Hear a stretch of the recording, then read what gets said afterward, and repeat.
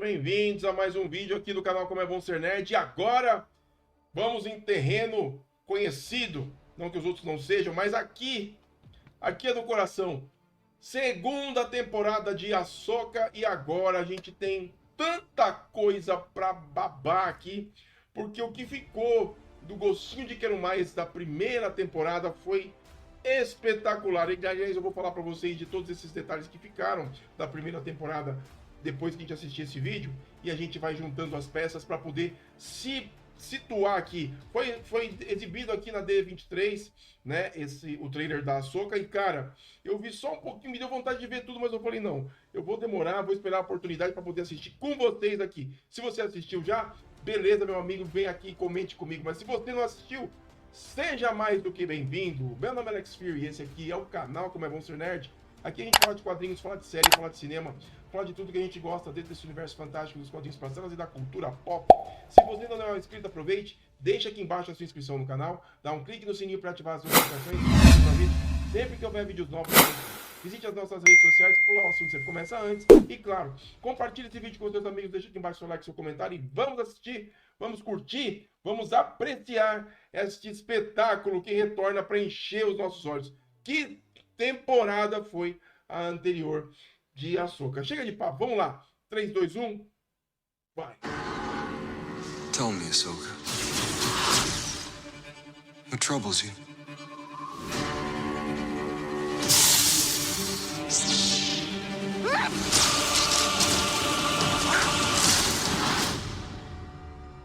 I'm always walking by your side.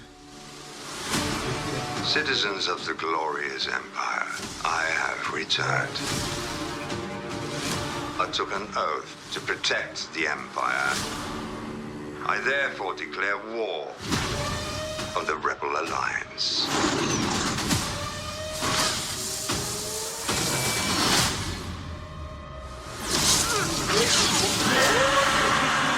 Out of vision.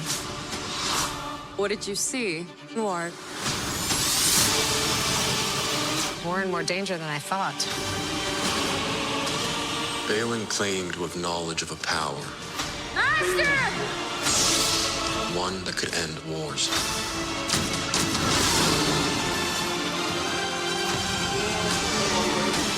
A long time ago, I walked away from the Jedi. This is your trial, Ahsoka. Take your time to decide. Are you a Jedi? Or not?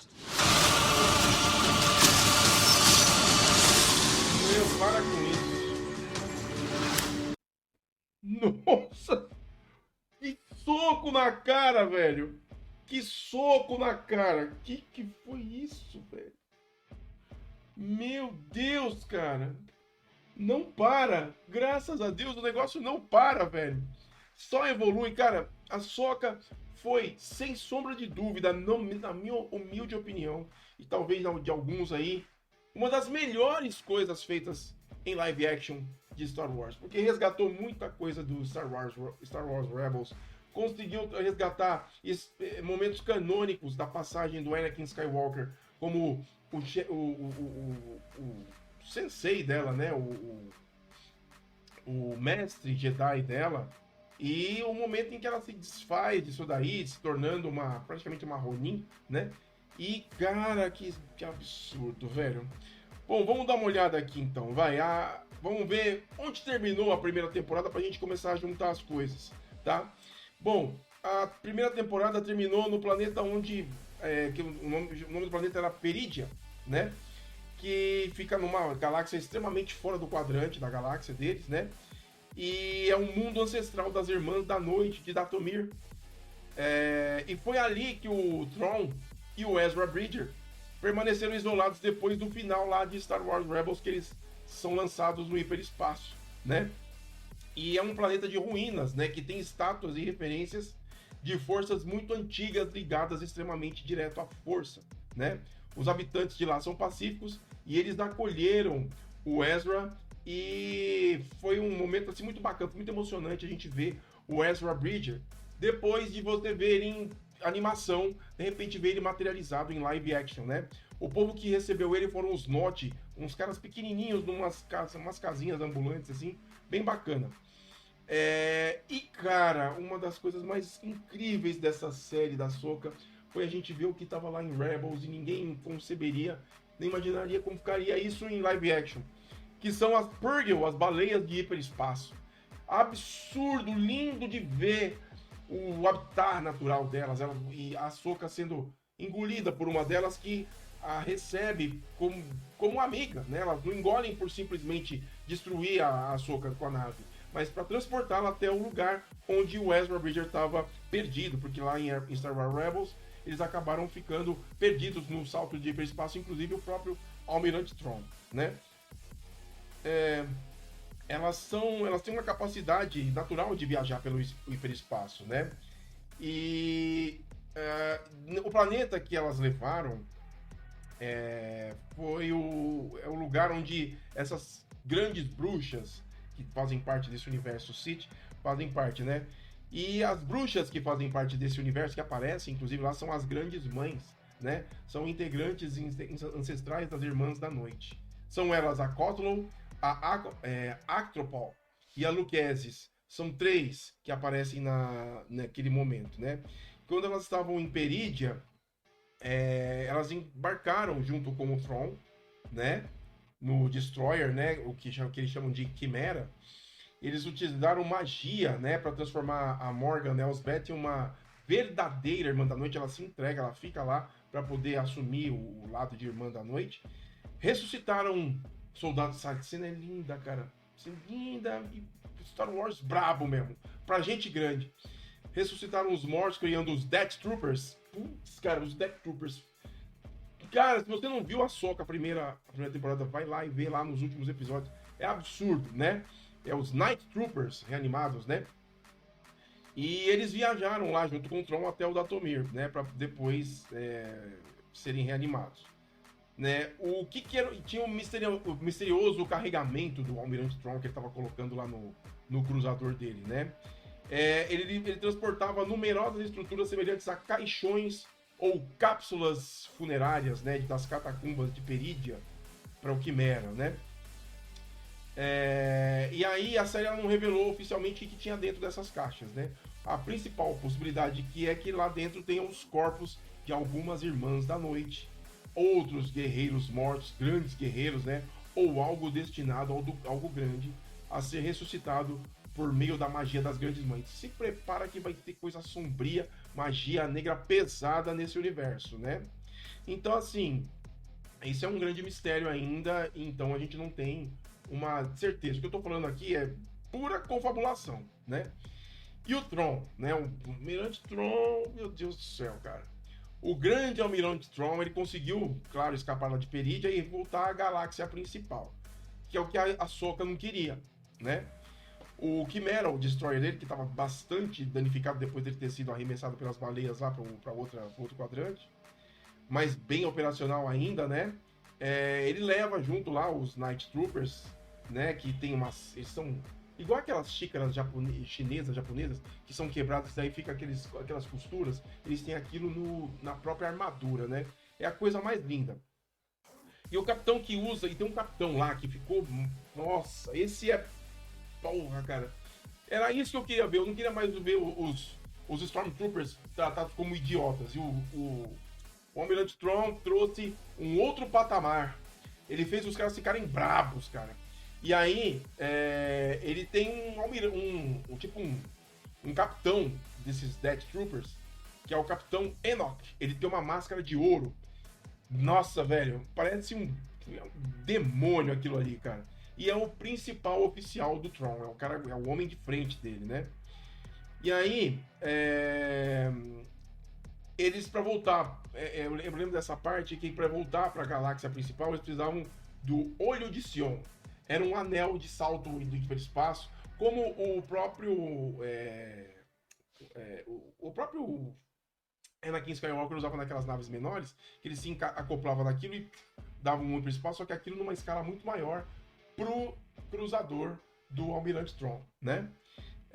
Quem que era Morgan Elsbeth? Ela apareceu a série toda, né? Manipulou muita coisa. Ela era Era como se fosse uma mente sombria por trás dos planos do Tron até encontrá-lo, né? Ela precisava do caminho e quem ajudou ela praticamente sem querer a fazer isso foi a própria Ahsoka, né? E ela recebeu das grandes mães a lâmina de Talzin, com quem ela inclusive lutou contra a Ahsoka com essa lâmina, né? Ela tornou-se oficialmente uma irmã da noite. Ela ficou para trás para poder dar um atraso na Ahsoka e ela enfrentou a Ahsoka, cara, que foi demais, cara. E, infelizmente, ela acabou sendo morta pela Ahsoka. Aí a gente não diz se realmente ela foi morta, né? Vai que acontece dela retornar aí, né? Quem ficou lá, lá em Perídia foi a Ahsoka, a Sabine, né? E a Huyang, junto com o Ezra, né? A Sabine finalmente começa a usar a força de maneira melhor, né? Ela chamou o sabre de luz pra mão dela, que é clássico isso, né, cara? E ela depois impulsionou o Ezra com a força, permitindo que ele alcançasse o Quimera. E ele vai pra dentro da nave, né? E vai pra lá. E ele é assaltado lá pelo hiperespaço de volta pra galáxia principal e reencontra o pessoal lá na galáxia principal. Muito legal, né? E lá a Ahsoka percebe a presença do espírito do Anakin Skywalker, observando ela à distância, né?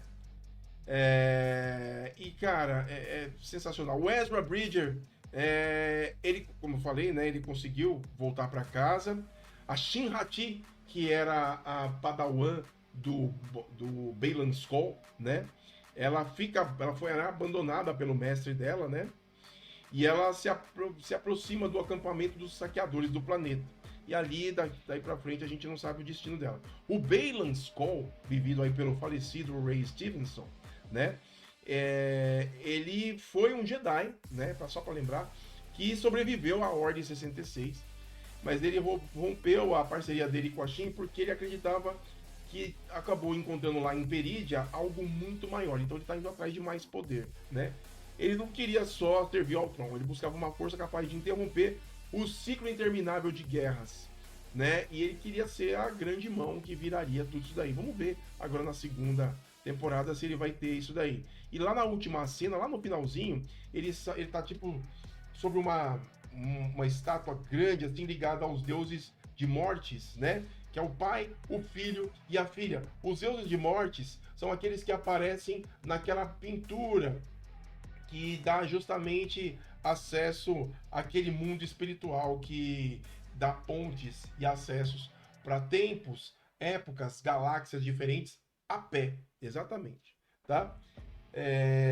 E aí, ó, tem uma teoria bem bacana, né, de Abeloth, né? Abeloth, muita gente acreditava que a presença de Baylan pode ser o próprio Abeloth, que quando ele vai chegando lá, ele tem uns contatos, assim, uma coisa meio espiritualizada, né? Que é uma entidade poderosíssima do antigo universo expandido, conectada à mitologia de Mortis. Cara, mas só que isso aí, de boa, não é nada certo. Sou eu viajando na maionese aqui com vocês, pra vai que isso é explorado. Não sei se o Ray Stevenson chegou a filmar, eu não cheguei a ler alguma coisa sobre isso. Cenas que dão mais a profundidade na segunda temporada da Ahsoka. Se não sei como é que eles vão fazer a substituição da figura do Baylan Skoll, como é que vai ficar essa forma de substituí-lo, né? Então a série, ela sugere que uma força ancestral ligada aos deuses mortes, né? Que é o tal Abeloth, que é uma das teorias mais próximas dentro do que a gente conhece como canônico aí de Star Wars, né? Bom, então é basicamente isso, cara. A série deixa a gente com um gostinho, mas um gostinho não, uma fome de quero mais, porque, cara, a Ahsoka foi espetacular. Eu quero ver como é que ela vai voltar para a galáxia principal, como é que o Império vai receber o Tron, que sabe que o Império foi todo, né, desmantelado, né? E agora como que as coisas vão ficar. Que agora é a nova ordem, vamos ver como é que fica. E eles vão, claro, atacar toda a Aliança Rebelde com tudo, né? Nessa segunda temporada. Eu vi lá uma personagem com arco e flecha com o poder de sabre de luz, né? Com os cristais Kyber. Não sei o nome dela. Se você, que também é fã, souber o nome, deixa aqui embaixo nos comentários que eu quero saber quem é aquela personagem que me deixou extremamente intrigado. Mas antes de mais nada, eu quero saber de vocês. Vocês gostaram do trailer aí da segunda temporada de Ahsoka? Deixa aqui embaixo no seu comentário, eu quero saber a sua opinião, beleza? Meu nome é Alex Fury e eu vou ficando por aqui. Um grande abraço pra vocês e até mais. Até o nosso próximo vídeo. Valeu!